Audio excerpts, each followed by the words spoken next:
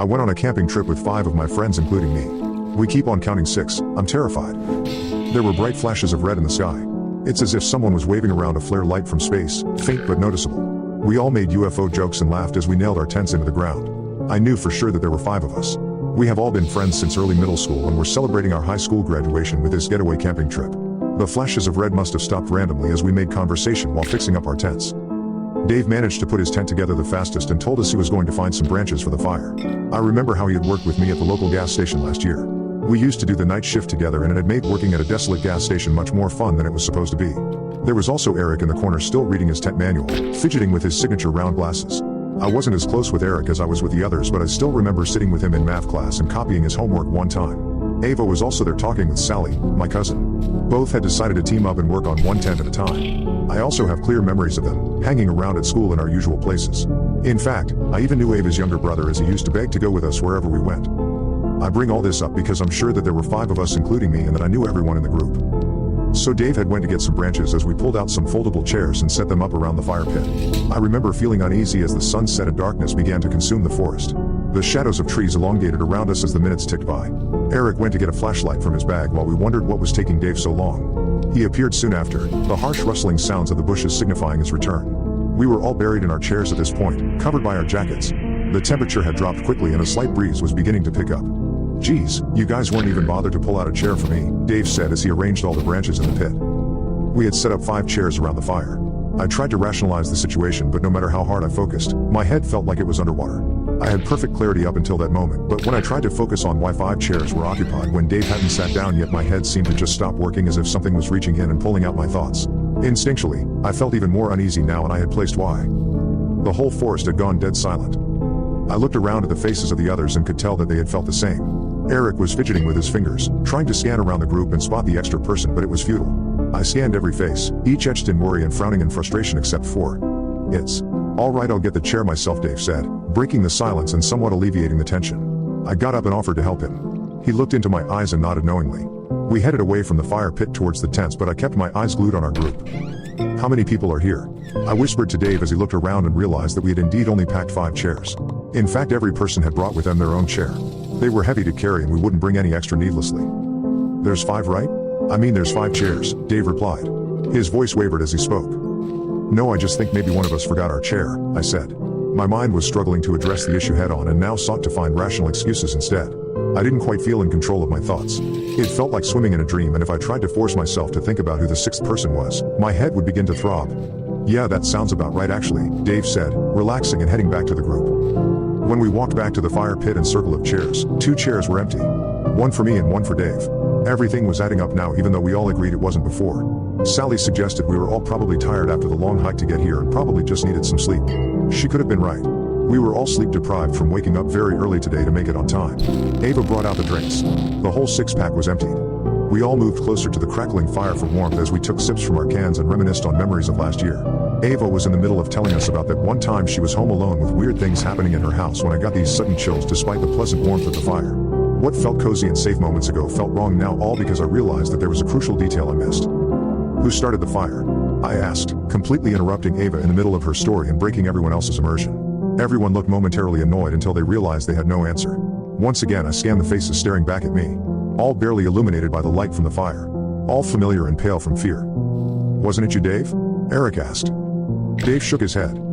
"I think the person standing behind Jenny did it," Sally said, looking over at me. I whipped my head around so quickly it hurt. My heart was pounding in my ears. There was nothing behind me except for the encompassing darkness of the woods. Staring at those tall dark trees behind me made me feel exposed. I felt like a lost bird in a vast field. "Wait, I don't know," Sally said. Her eyes had gone wide and she was shaking visibly. She continued to look around frantically as Ava moved over to her, placing her hands on her shoulders and trying to calm her down. "I think we should leave this place," Ava stuttered. "Yeah, something just doesn't feel right, but I can't put my finger on it," Dave said. "But it's so dark out in the forest now, we'd probably get lost if we leave now," someone else said. "Yeah, I think we should stay the night and leave as soon as we can tomorrow," Eric agreed. I tried to protest but realized Eric was right. The woods harbored an oppressive darkness within which navigation would be near impossible. "Let's not sleep in our separate tents just to be safe," Sally said. We all agreed. We only brought 1-person tents with us, but we could squeeze 2 if we tried. That way no one would be alone at night. Following this conversation, we all got up and made our pairs. I went with Dave and Sally like always went with Ava. Eric kept complaining that he didn't have a pair, but we reassured him he did. He wouldn't accept it. I feel like at some point we all realized that there were only 5 of us and suddenly we were all huddling up in the middle of the clearing. Why do we keep thinking there are 6 of us here? Eric asked. Sweat was dripping down his face despite the cold. We had nearly left him all alone on his own under the assumption that there was another person. My stomach turned as I squeezed my eyes shut and tried to mentally recap everyone here. My head throbbed, but I kept pushing it. There's me, Dave, Eric, Ava, Sally, and... I was pointing at each of them as I said the name. I retched and emptied the contents of my stomach on the ground when I got past Sally. The left side of my head felt like there was a knife stuck in it. My vision was blurry. Dave held me up to stop me from collapsing, and we all wordlessly started to move towards the tents as someone put the fire out. Dave helped me into a tent while the 4 outside discussed what to do. I could only focus on snippets of the conversation as the excruciating pain beating against my skull came and went in waves. Sally had the brilliant idea of arranging 3 tents together so their openings faced together at right angles in a sort of U shape so we could sleep as close as possible and also limit the entrance to our tents. Dave was about to go to help as they worked outside, but I clutched his hand and asked him to stay with me. The tents took some time to arrange. I started to feel a bit better once everyone got settled into their tents. A quick head count confirmed there were 5 of us. Eric would have to sleep in his tent alone, but he was more comfortable with it since all the tents were very close now. Looking back now, I think he was just trying to put a brave face on for us.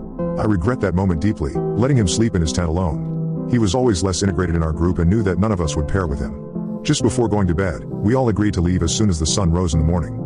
I remember taking one last look outside the tent into the forest before trying to fall asleep. The wind had picked up and the tree branches were swaying gently. Beyond our clearing was just pure darkness. It felt like the trees were closing in on me. With the faint moonlight illuminating our clearing, I turned my head to look over at the 2 tents we had left out and saw someone standing next to them. Despite the circumstances, sleep came quickly and easily. Ava's shrill scream woke me up in the middle of the night. Dave and I ripped our tent door open to find Sally and Ava looking into Eric's tent. We pushed them aside. Eric's sleeping bag was rolled up. He was still inside it. His head in the center, face contorted in utter agony. The rest of his body rolled around it with the blue fabric now dripping with dark blood. Dave zipped up the door of the tent. Ava was in shock. Her eyes had become glassy and unfocused. Sally was shaking her repeatedly, tears streaming down her face.